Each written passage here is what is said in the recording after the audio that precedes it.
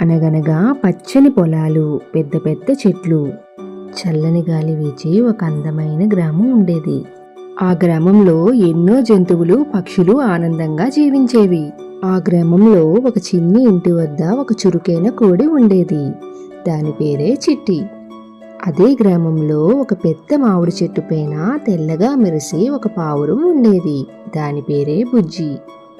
వీరిద్దరూ మంచి స్నేహితులు. ఒకటి నేలపై తిరిగేది, మరొకటి ఆకాశంలో ఎగిరేది. కానీ వారి మనసు మాత్రం ఒక్కటే.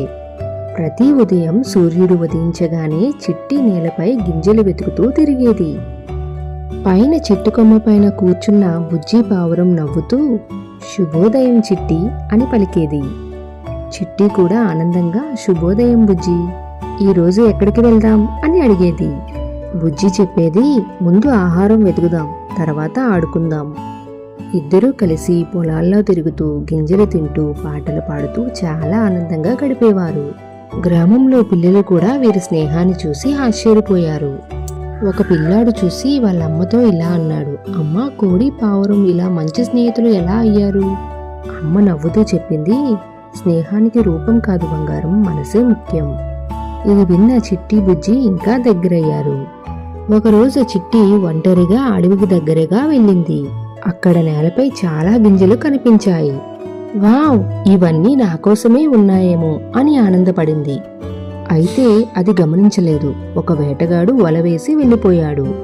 వల ఒక్కసారిగా పైకి లేచింది. చిట్టి భయంతో, అయ్యో, నన్ను కాపాడండి, ఎవరైనా ఉన్నారా అని అరవసాగింది. ఆకాశంలో ఎగురుతున్న బుజ్జి చిట్టి అరుపులు విన్నాది. వెంటనే కిందకి చూసింది. అయ్యో, నా స్నేహితురాలు ప్రమాదంలో ఉంది అని భయపడింది. కానీ భయపడకుండా వెంటనే ఆలోచించింది. నేను ఏదైనా చెయ్యాలి అని నిర్ణయించుకుంది. అది వేగంగా గ్రామం వైపు ఎగిరింది. రైతు పొలంలో పనిచేస్తూ ఉండగా బుజ్జి అతని చుట్టూ తిరుగుతూ గట్టిగా అరవసాగింది. రైతు ఆశ్చర్యపడి, ఏమైంది చిన్ని పావురమా అని అడిగాడు. బుజ్జి ముందుకి ఎగురుతూ దారి చూపింది. రైతు వెంటనే బుజ్జి వెనక వెళ్ళాడు. అక్కడ వలలో చిక్కుకున్న చిట్టిని తీశాడు. చిట్టి బయటకు వచ్చి ఆనందంతో కన్నీళ్లు పెట్టుకుంది. బుజ్జి, నువ్వు లేకపోతే నేనేమయ్యేదాన్నో అని చెప్పింది. బుజ్జి నవ్వుతూ, స్నేహితులు కష్టాల్లో తోడుండాలి కదా అని చెప్పింది. ఆ రోజు నుండి గ్రామంలో అందరూ వీరి స్నేహాన్ని మెచ్చుకున్నారు. నిజమైన స్నేహం అంటే సంతోషంలో నవ్వడం మాత్రమే కాదు, కష్టంలో చెయ్యి అందించడం.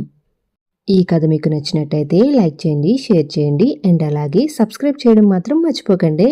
And thank you for watching.